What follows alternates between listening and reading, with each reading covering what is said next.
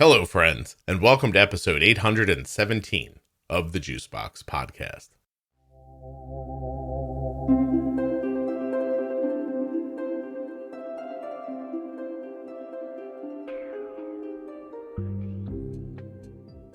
In 2021, a left-handed pitcher from Arkansas was drafted by the Tampa Bay Rays. His name was Patrick Wicklander, and he had recently been diagnosed with type 1 diabetes. Patrick is back today to talk about just stuff. He's checking in. And this was recorded back while he was playing, just as he was getting going in the minors. We'll have to have Patrick back again sometime soon. But for now, I thought this was a nice way at the end of the year to remember the baseball season, which is all dormant and cold for the moment, but getting ready to bloom again in just a couple of months. While you're listening today, please remember that nothing you hear on the Juicebox Podcast should be considered advice, medical or otherwise. Always consult a physician before making any changes to your healthcare plan or becoming bold with insulin. If you have type 1 diabetes and are a US citizen or are the caregiver of someone with type 1, please go to t1dexchange.org/juicebox and fill out the survey. t1dexchange.org/juicebox. This show is sponsored today by the glucagon that my daughter carries, Gvoke HypoPen. Find out more at gvokeglucagon.com/juicebox. Today's podcast is also sponsored by Touched by Type 1. Visit them online at touchedbytype1.org. Find them on Instagram, locate them on Facebook, but whatever you do, just find them. They're doing really great work for people with type 1 diabetes, and they'd love for you to see what they're up to. touchedbytype1.org. Additionally, the podcast is sponsored today by InPen from Medtronic Diabetes. You can get the InPen right now at inpentoday.com. I'll be telling you more about it in just a few moments. Patrick, you were on the podcast prior when we talked about you getting drafted by the Rays, and now you are actually playing, right? Is the season just starting right now? Today is opening day for Tampa Bay Rays, Charleston River Dogs, and all of minor league baseball. Excellent. That's the best day of the year. Sometimes I'm more excited about opening day than I am Christmas. I'm telling you, I woke up this morning thinking baseball. Excellent. I'm super excited that everything's getting going, especially because, as a cheering Phillies fan, things look up all of a sudden. So I'm excited to see it get moving. It's just an exciting time because, like, with the lockout and everything, people weren't sure if there's going to be baseball this year. Yeah, no kidding. How did that affect you, the lockout?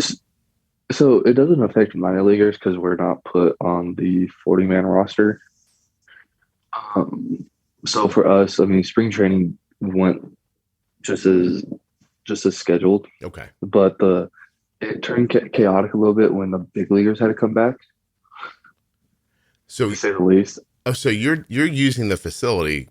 They're not there, and then they just show back up, and you got I mean, because like we our complex, we don't share with another team, so it's just the Rays at our facility. So it was just all the minor leaguers, just going about like, hey, you guys have to do this, and this today, then get ready for a game. Like, okay, no big deal. Then when the big leaguers came back, so with the way it was, so I think spring training started on March 10th. That was like the first full day, and games started a week later. Like, I'm not joking, like on the 17th. So I was like, damn, they're turning it around quick. But when games started, they started pulling from like the minor league guys, like, hey, we need you guys to throw in a big league game. So seeing that was cool though. That's when it got a little chaotic a little bit, because that was like some guys were scheduled to throw like the day before, and they would have to hold off another day or totally rework their throwing schedule. Let me make sure I understand. So the major leaguers come back. a lot of the pitchers are not ready to go yet, but they're going to play games. So they pull you guys to go pitch because you've been working already. And then that leaves your game short, and guys are thrown in situations they didn't expect, I would imagine, too.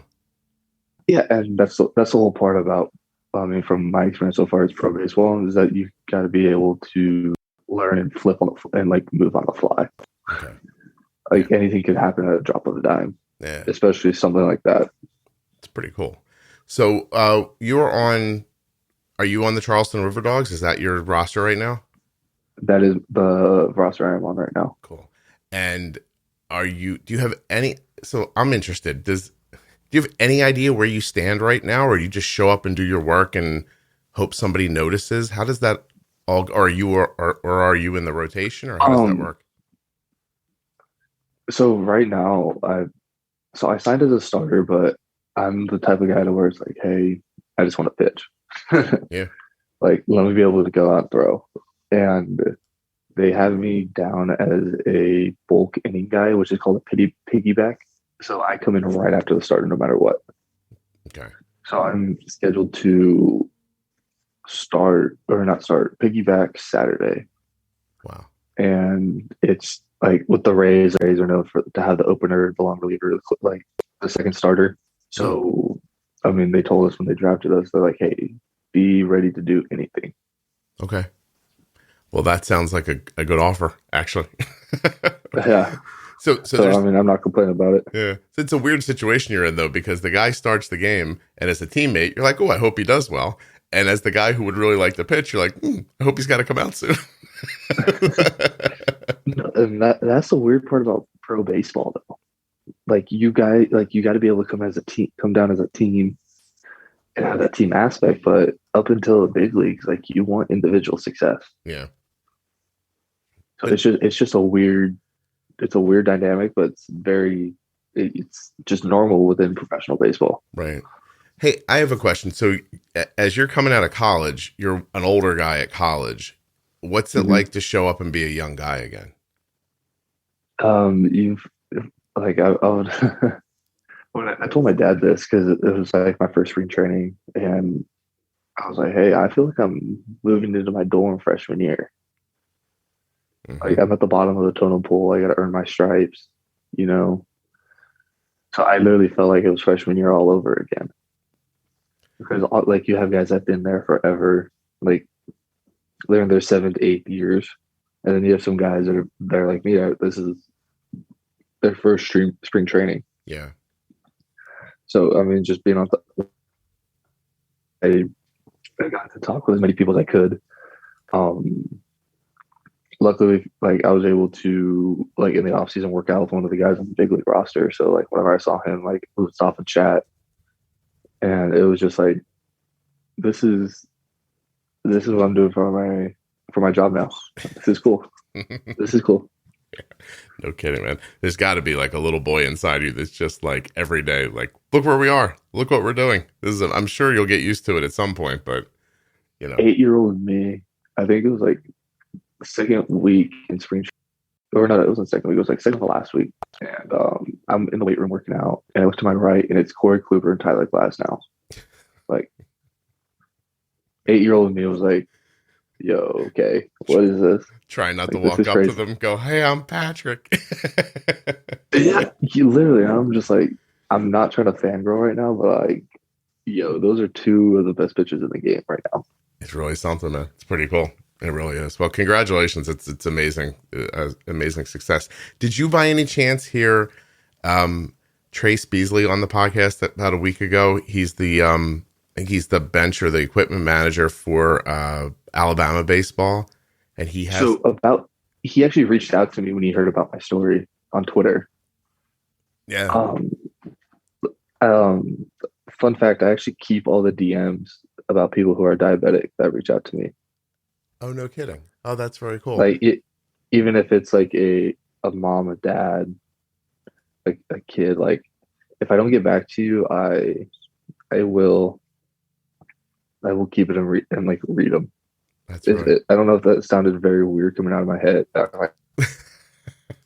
No, it's nice. No, yeah, he because I said to him, like, you know, I started Patrick, I don't know the map so well. So I'm talking to him. I'm like, Alabama, Arkansas. I think they're relatively close to each other. And I thought like he must have, heard when you were diagnosed.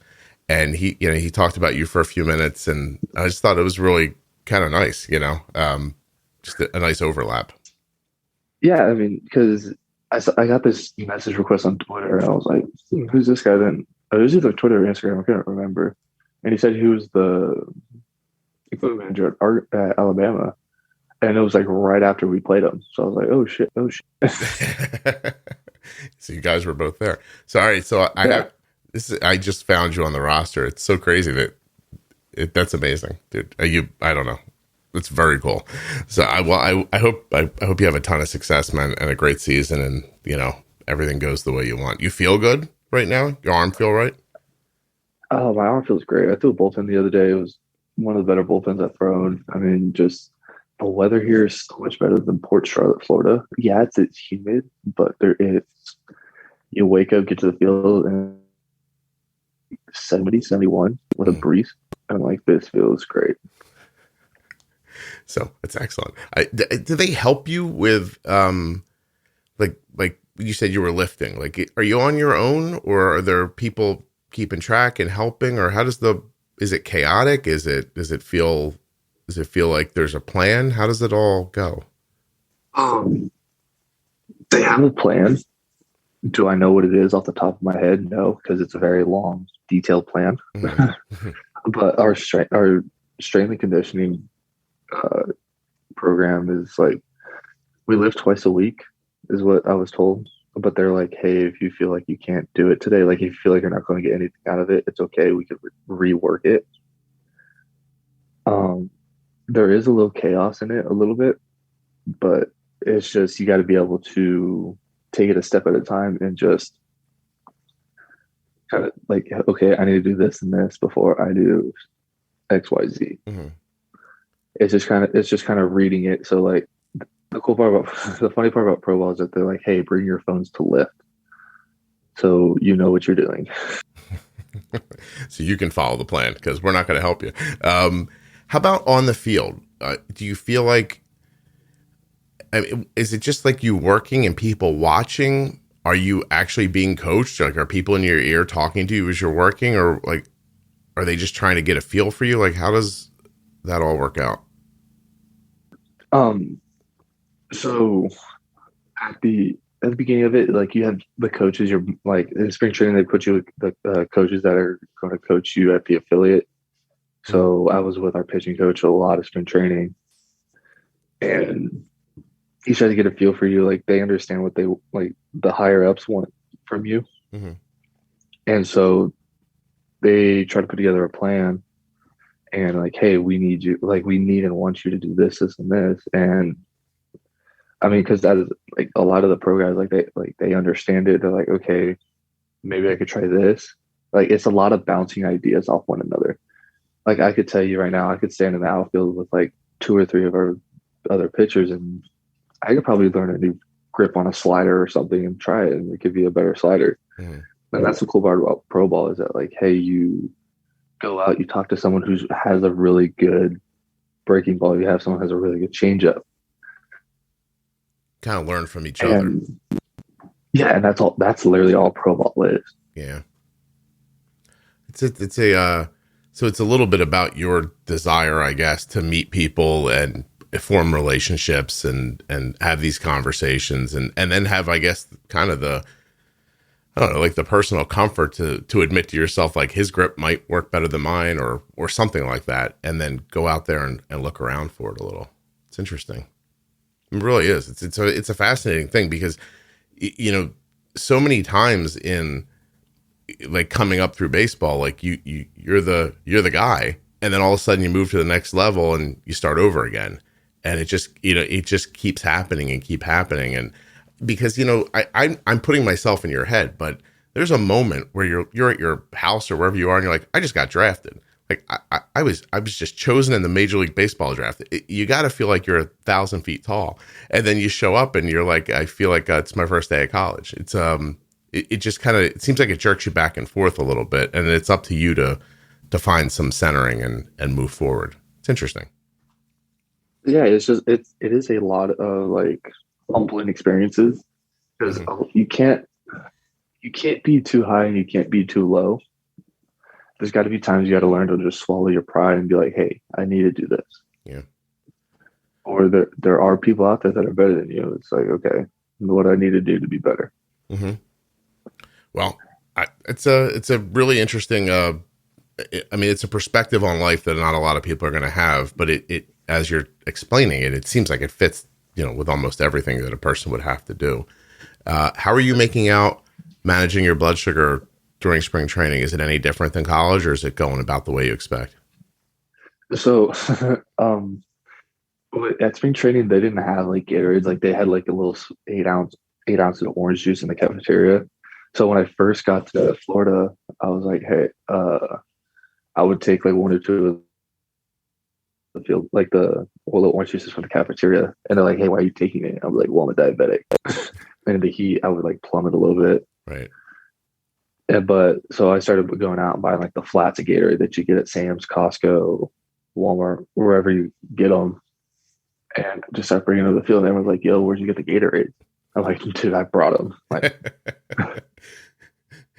so I would always come to the field like with two Gatorades, like days I would throw it out, and that was like really the way that was the way I really managed it. So, but last week of spring training, I think it was like nerves, adrenaline. Like I don't know what it was. Like I wasn't changing my diet or anything. I kind of like would shoot up, and I'm like, what is going on here? Mm. Yeah. Well, that could definitely be adrenaline as it gets closer, right? Yeah, Yeah. Because there is that feeling like you're practicing right until you're not, and then it's very important all of a sudden. And you know what I mean? Like, you could throw 1,000 pitches and you're just like, oh, I'm working on location, or I'm working on a slot, or I'm doing this. It doesn't matter, blah, blah, blah. And then all of a sudden you think, oh, somebody's going to be paying attention and keeping track, and I'm trying to succeed to move up. And yeah, dude, maybe it's adrenaline. You'll have to either it'll settle in and you'll get accustomed to it, or you might get into a situation where you have to give yourself a little bit of insulin for it. But just be careful, because on the back end, when the adrenaline goes away, the insulin's still there. So, you know what I mean? yeah. That would happen to be in college. Like after I would throw, like I get this major like just drop, and I go and kill a Gatorade or two, and I'm just like laying on our training table during recovery. I'm like, I'm just going to sit here for a little bit. Need just a second. Well, Yeah.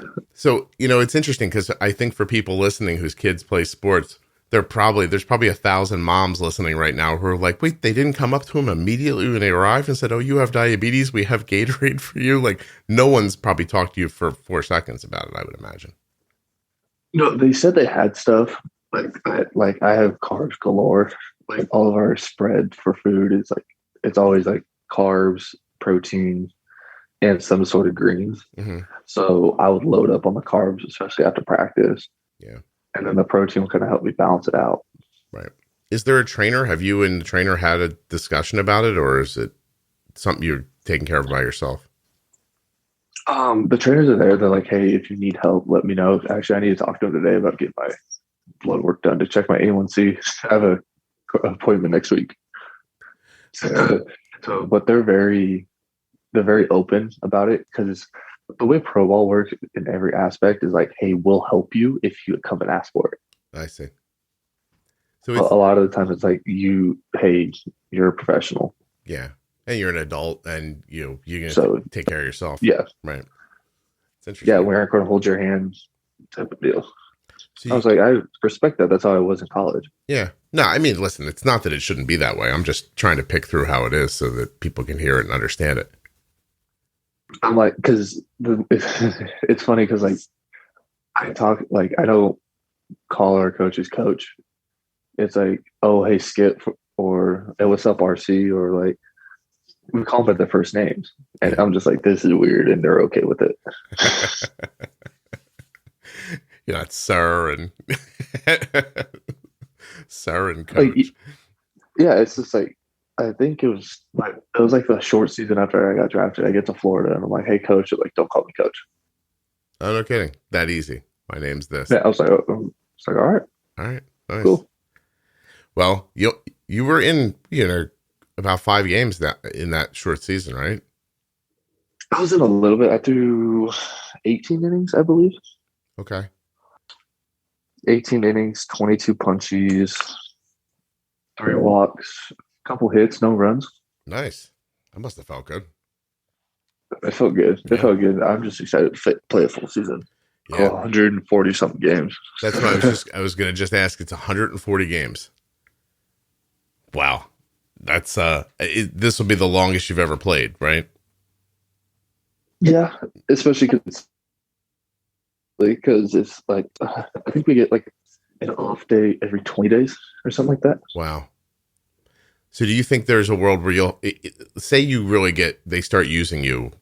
Can you pitch once a week, or is it like what's your rest time in between? It's more 5 or 6 days. I can't remember off the top of my head. Okay. But so we play 2-week series. So we play the same team for 2 weeks, I believe. I see. So in 14 so days. The guy who throws on Tuesday will throw again on Sunday against the same team. So what is that? 5 days? 6 days? Yeah. But that's actually good practice because, I mean, it's obviously easier to pitch to somebody who you've never pitched to before because they don't know what you're going to do. But I can see where that would be beneficial for you to have to throw against the same guys over and over again because you'd have to get more creative as they start learning about you and I guess vice versa, you start learning about them. I guess you think it puts the pitcher in an advantage over the hitter? Seeing the same I think the thing is just like there's so many different pitchers that like you can have a scouting report, but it's the human aspect's different because you're adjusting on the fly to so many people. Mm-hmm. So that's like if you go from a lefty to a righty, like that's 2 totally different types of pitching styles. Mm-hmm. So I feel like I feel like to most advantage pitcher, but then you'll have your really good hitters. Don't get me wrong. Yeah. What about what was I just thinking? When you do get in, do you have it set in your mind how long you'd like to go? Like if everything goes right, I'll throw a certain amount of pitches. Is that how you think about it? As soon as I get in, I don't really think about it. I'm just thinking, hey, I need to get balance quick. Just strike 1, strike 2, put them away. Get ahead. We have a saying, me and my buddy, it's like in or on, like out or on in 3. So he's either out or he's on base in 3 pitches. Out or on in 3. Because you don't want to use up 7, 8 pitches to walk somebody.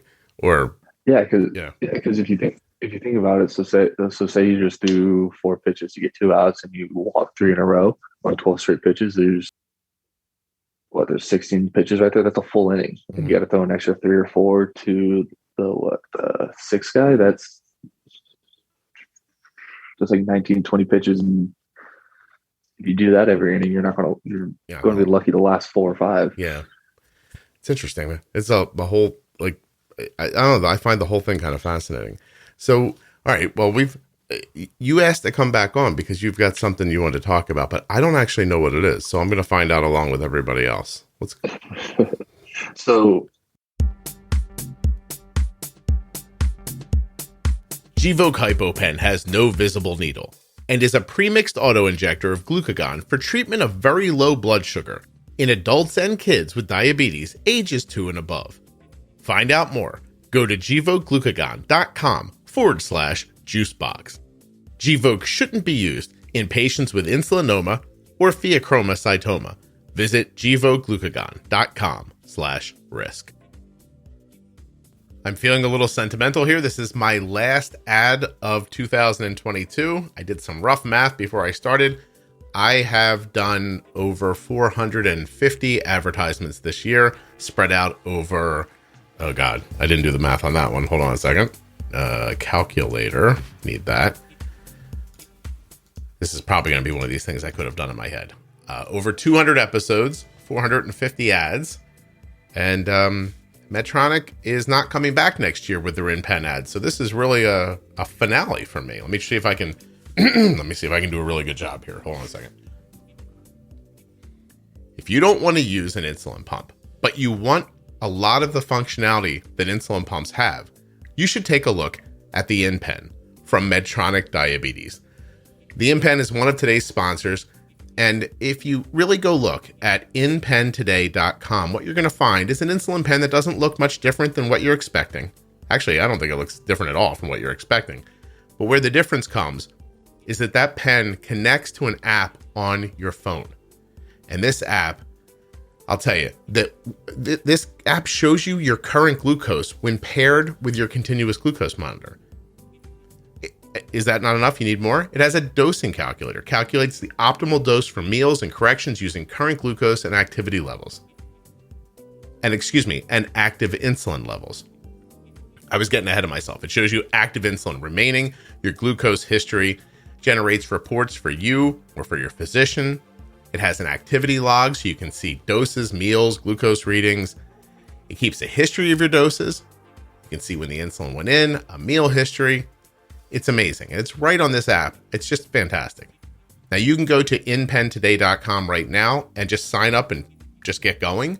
You can learn more, watch videos. There's a lot to do on this website.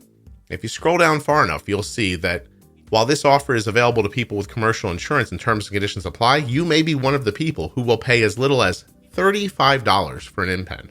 It's crazy. Medtronic Diabetes doesn't want cost to be a roadblock to you getting the therapy you need. So with the InPen Access program, once again, you may pay as little as $35. InPenToday.com. Head over there now. I had a great time. I love InPen. I think it's terrific. I wish they could have come back. I think they wanted to, but it just didn't work out. Grown-up reasons. But don't take it out on them. Go get yourself an InPen from Medtronic Diabetes. I really do appreciate the time they spent with the podcast, and I hope Medtronic comes back soon. I thought our partnership was actually very enjoyable. And I'm thinking of one certain person. I can't say her name right now, but when she hears this, just know I really enjoyed our time together. InPenToday.com, GvokeGlucagon.com/juicebox. Don't forget about touchedbytype1.org. There are links in the show notes of your podcast player to these and all of the sponsors. And if you can't remember them, head to juiceboxpodcast.com. You can just click on them right there. And that really helps the show. All right, let's get back to Patrick. Oh, wait a minute. One last time for this. Let me get ready. InPen requires a prescription and settings from your health. All right. InPen requires a prescription and settings from your healthcare provider. You must use proper settings and follow the instructions as directed, or you could experience high or low blood glucose levels. For more information, and that's safety information, visit InPenToday.com. Well, I messed that up, but it was the last time, so. Wah, wah, wah. Me and a few of the guys in the organization, we just you understand what Cameo is, right? Cameo. Yeah, I know what it is. Yeah. Cameo, are you familiar with Discord also? All right, so I know the word, but I couldn't describe it. I can describe what Cameo is. Hold on. But I can't. So Discord is you could have live audio chats, just different chats with different types of titles. It's kind of like a more personal Reddit. Okay. So me and a few of the guys came together and we put together this thing called Athlete Access. It allows the regular fan to connect with professional athletes. All right. Athlete Access? Yes, sir. Got it. Whether it's football, baseball, basketball, we have a good amount of guys, a good amount of people, all the guys that are athletes in there, we call them coaches. So we do offer coaching. We offer mental wellness talks. If you're over 18, there's sports betting, there's video games. We have all of our socials in there to come interact with us. We're trying to bring together just a regular player and the professional athlete. Mm-hmm. So we're trying to show people hey, these athletes are just like us. Is this a platform that you could get to online, or would it only be through an app? So we have our Instagram social, it's athlete.access, I believe. Yeah, athlete.access on Instagram.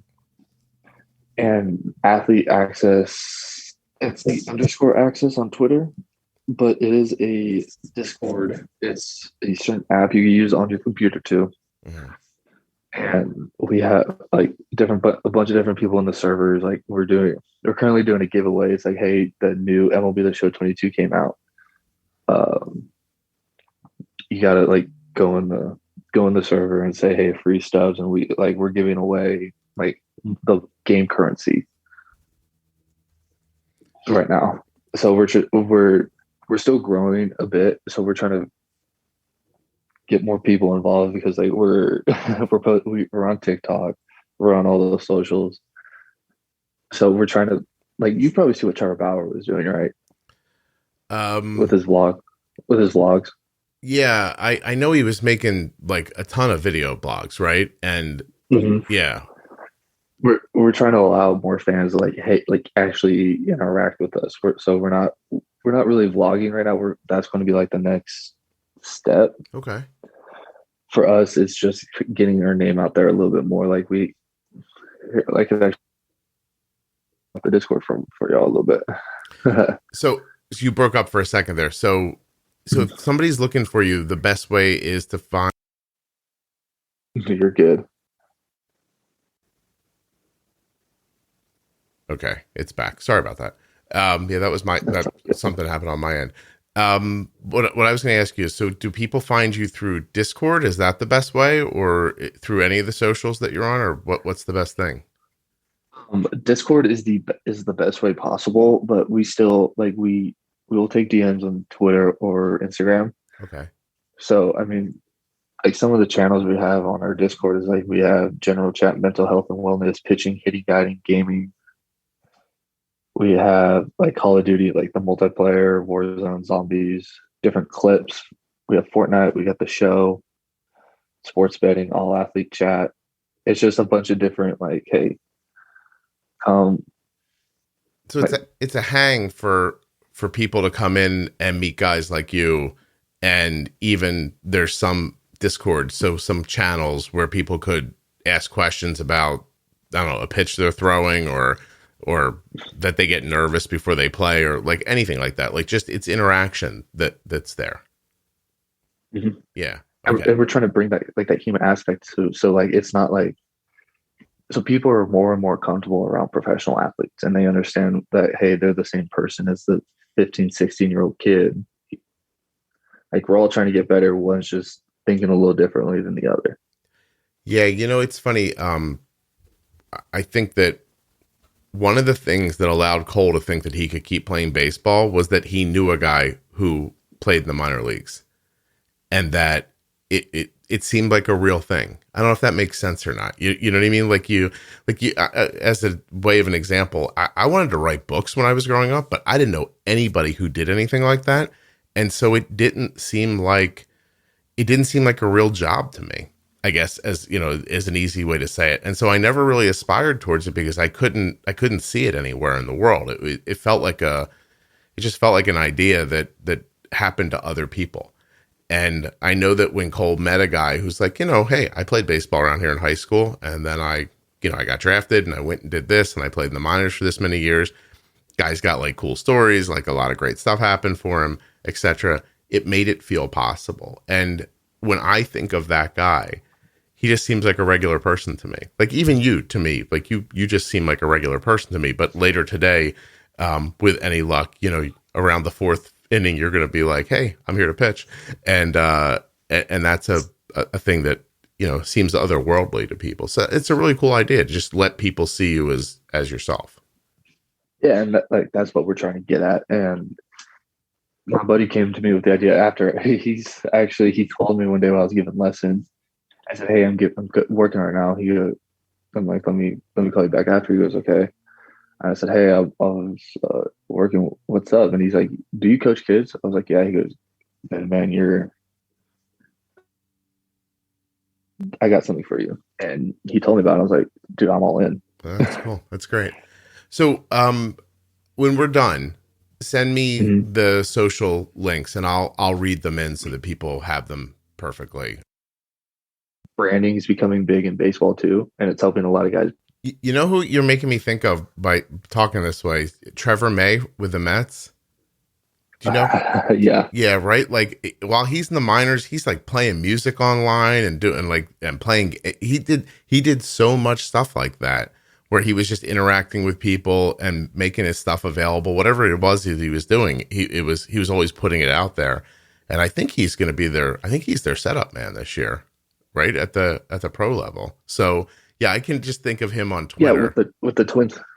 Yeah, The Mets. Yeah, the Mets now, right? Yeah, he'd been with the. Yeah, he was with the Twins prior. But he spent 5 seconds in Philly, which is how I knew who he was. And then like he would do all kinds of cool stuff on social media. I think it's a great idea, man. Good, excellent. Yeah, I mean, because I know, so I watch a lot of video game streamers, and he'll play with them. Oh, really? I'm like, well, whoa, dude, you throw like a hundo, like, and you're over here playing video games. He's over on Twitch, like hanging out with guys. Yeah, it's just really cool, and I'm like, damn, okay. Well, I'll tell you, this might not make a lot of sense to many people over a certain age, but my son watches some Twitch channels like their television, like a person, like a person my age would think of as watching a TV show. Like there's people on Twitch that my son's like a fan of, and he'll watch their stuff even off to the side while he's doing something else. If not, literally, that's what I do. Yeah. Like I'll be on FaceTime with my girlfriend, and like she'll be doing something like talking to her mom or something. And I just have the iPad up watching Twitch or YouTube of the gamers.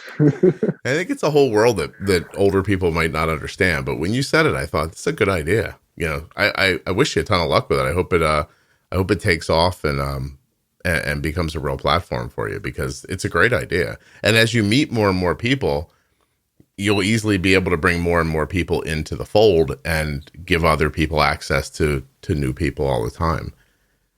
Yeah, and like I was actually talking to one of my buddies last night, and because he's trying to, like, he's in a good job now, but he's trying to get somewhere better. I'm like, hey, you just gotta, like, the now is important, but what you do now dictates your future.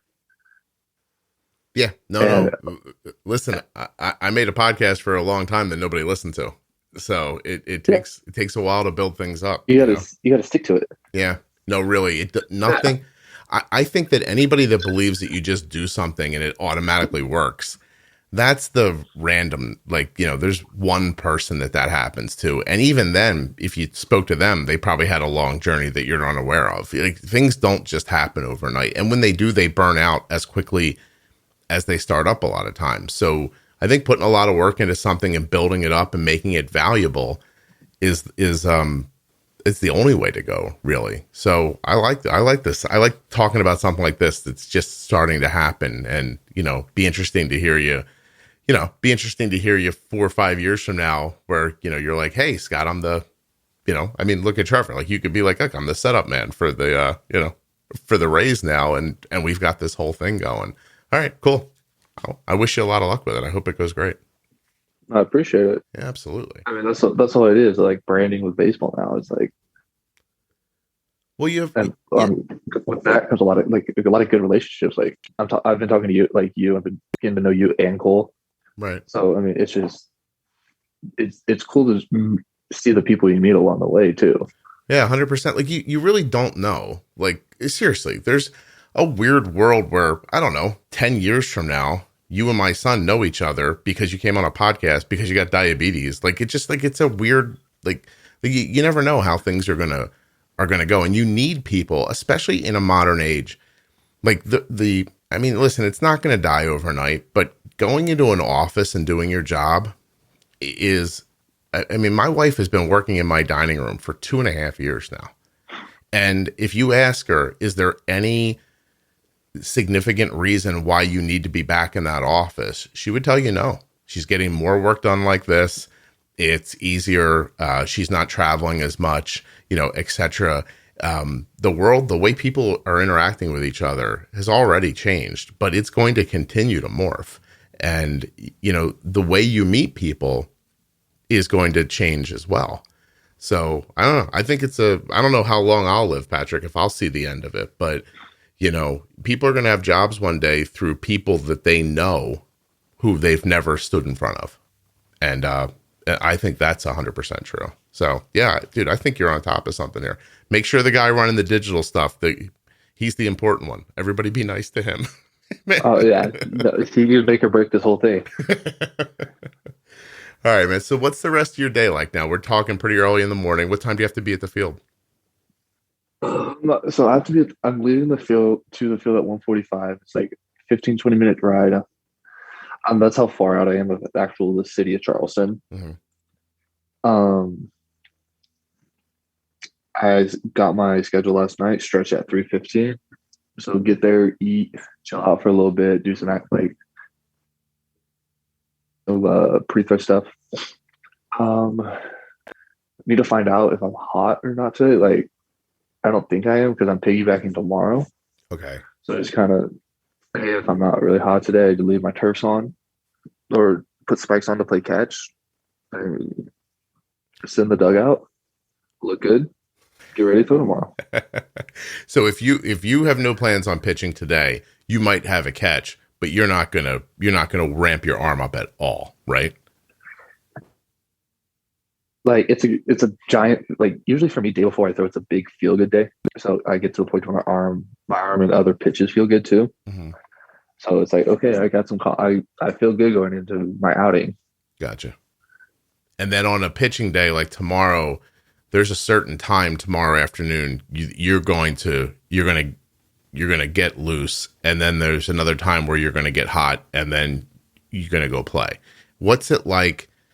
Is it better to have how long, I guess my question is, how long in between innings, once you're in the game, if you pitch, let's say you get your, you're in and out of your get on and get in, whatever you were saying earlier about 3 pitches, you have a nice quick inning and you come sit down, how long until you are starting to think like, I want to get back out there again? Like, how long is too long to sit on the bench between innings? I would say too long would be, too long would be like this 10, 12 Hey, say that innings. Say it again. Very rarely happen. Say that again. How long? I would say, the too long would be those like 10 to 12 run inning.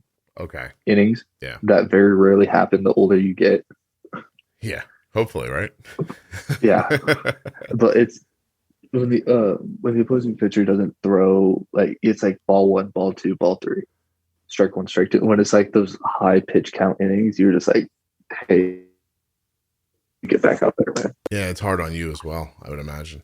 All right, cool. Well, I wish you a ton of luck. I mean, 140 games, man. Like, I don't imagine I'll talk to you again for a while.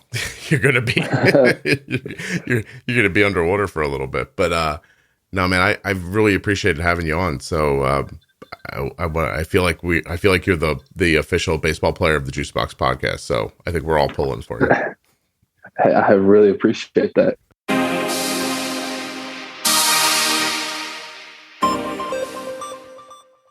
A huge thank you to one of today's sponsors, Gvoke Glucagon. Find out more about Gvoke HypoPen at gvokeglucagon.com/juicebox. You spell that GVOKEGLUCAGON.com/juicebox. I also want to thank InPen from Medtronic Diabetes and remind you that InPenToday.com is waiting for you. And of course, a huge thanks to Touched by Type 1. Find them at touchedbytype1.org or on Facebook and Instagram. And there's 2 things I need to tell you about Patrick before I go. So one, obviously Patrick was like in a hotel room or something when he recorded this, so he had kind of spotty internet service. I'm sorry about that. I hope it wasn't too hard to listen to. But the other thing is that he talked about a Discord idea that they were doing that did not end up panning out. So don't go looking for it. But do go look for Patrick. He's on Instagram, Patrick Wicklander. Terrific. I wish him a ton of success in the coming year. I mean, it's a long road, right? From a little kid playing baseball to the minor leagues and trying to go further. And go check out his other interview with me. I think it's like 512. Yes, episode 512. It's interesting. Patrick thought, anyway, I won't ruin the story, but I hope you enjoyed this episode of the Juicebox Podcast. I don't know if I'm going to do one more in 2022 or not. I'm still deciding, looking at my content with Jenny, and I'm trying to decide between putting up another one this week or putting up all 3 of them next week as a way to start the new year off. I'm still figuring that out. You'll see it in your podcast app if it's there. That's pretty much it. Thanks so much for listening. Check out the Facebook page, Juicebox Podcast, Type 1 Diabetes, private page with like 33,000 people in it. Really fantastic place to get support and ideas about diabetes. Find juiceboxpodcast.com if you need to use the links. When you support the sponsors, it really does help the show. It helps me, pays my bills. I appreciate when you do that. I think that's about it, right? I'm going to wish you Happy New Year here, just in case there's not another one. But I'll be back on January 2 with an all-new season. Going to be laying out some pretty cool stuff for you. That's it. I hope you had a happy holiday. I'll be back very soon with another episode of the Juicebox Podcast.